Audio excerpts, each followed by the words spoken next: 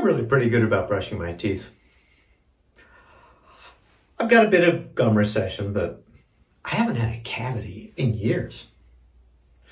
And I'm happy that when I reach for my toothbrush from that little shelf beside the sink in our bathroom, that it's my toothbrush and not someone else's in the family or not a guest's. Frankly, they're happy about that too. My toothbrush is my personal property, just as their toothbrushes are their personal property. We get along better, and everyone's healthier with this arrangement.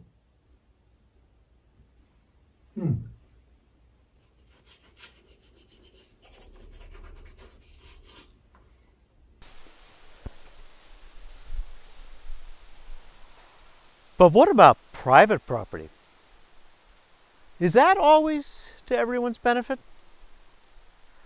This is an important issue actually for agroecologists to consider, and perhaps especially with regard to biodiversity and landscapes. The focus this week in Agroecology 103. Private property has become central to how we organize agricultural production in the world, although that was not always the case. But we don't generally think about the implications of private property for the multifunctionality of agriculture, for the provision of public goods like biodiversity. I'm not a farmer. I'm a backyard gardener with a couple of chickens. I know you've met my chickens before, but they're so photogenic.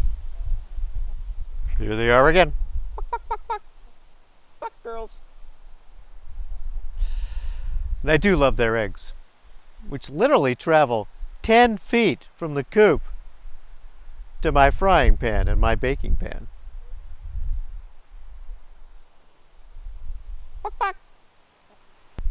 The point here, I love my chickens, but I don't think the neighbors love them quite so much. They can be a little noisy sometimes, you know. We give the neighbors fresh eggs and when we have extra, and that helps with the neighborliness. So they put up with the occasional swell of cluck, cluck, cluck, cluck, cluck, cluck, cluck, cluck, cluck, cluck, cluck, cluck, cluck, cluck, cluck, cluck, cluck, cluck, cluck, cluck.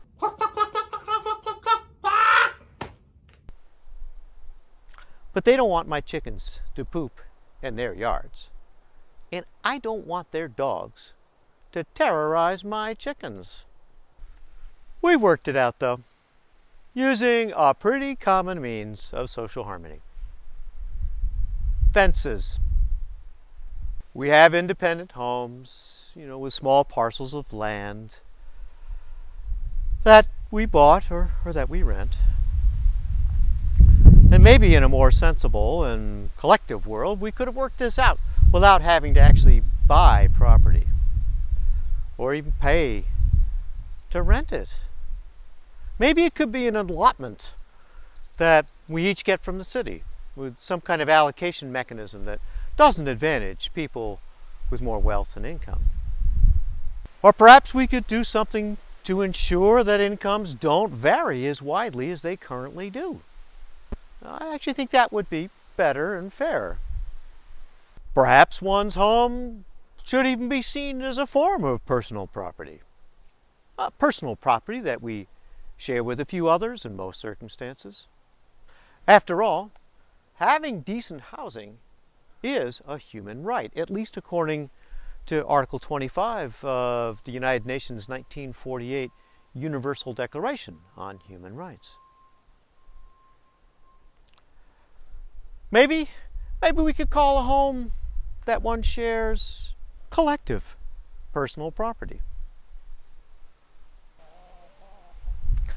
But I still want to be able to have my chickens, just as my neighbors want to be able to have their dogs.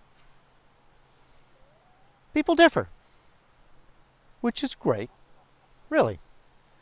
I mean, we all bring something different to the party of life. Buck, buck, buck, buck, buck. girls. Quack, quack.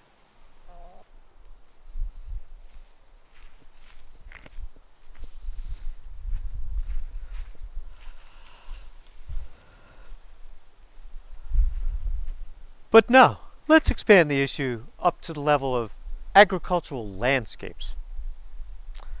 The independent decisions of someone who owns or rents farmland can very easily impinge on matters that are not so easily confined by fences. A person's use of private property that they control can have huge impacts on the private property of another person. And it can also have huge impacts on aspects of the world that we own together, on common property. Consider pollution. Say you're a farmer, and like most farmers, you feel the pinch and the strain of the farmer's problem. You're caught on the treadmill. Or maybe you tell yourself that it's your duty to feed a hungry world by whatever means possible. Feed the world. Feed the world. Feed the world. Feed the world. Feed the world. Feed the world. Feed the world. Feed the world. Feed the world. So you do whatever you can to bump up your yields. Bump it up. Bump it up. Bump it up. Bump it up. Bump it up. Besides, private property, they say, gives you the right to do whatever you want on your property. Yeah? But does private property give you the right to do whatever you want on someone else's land?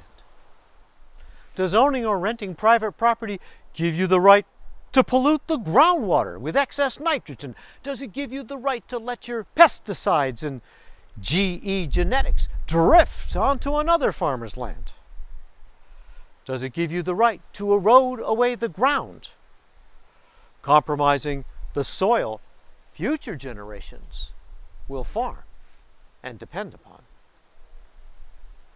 And does it give you the right to do what you want to our common property? Biodiversity, for example, the genetic richness of the world, which helps ensure all our livelihoods, is an inheritance that we share together. Can you own the history of life? Should you be allowed to? Can you just decimate the habitat of pollinators that support everyone's crops simply because you're confident that someone else will give them a home? Or because, to be honest, you haven't really even thought about it. Thus, agroecology asks us to think about farms not as mere patches of private property, but as diverse elements of a mutually supporting, multifunctional landscape. A landscape of context and consequence. In a landscape where we think about how we can get along a bit better with each other and with the planet.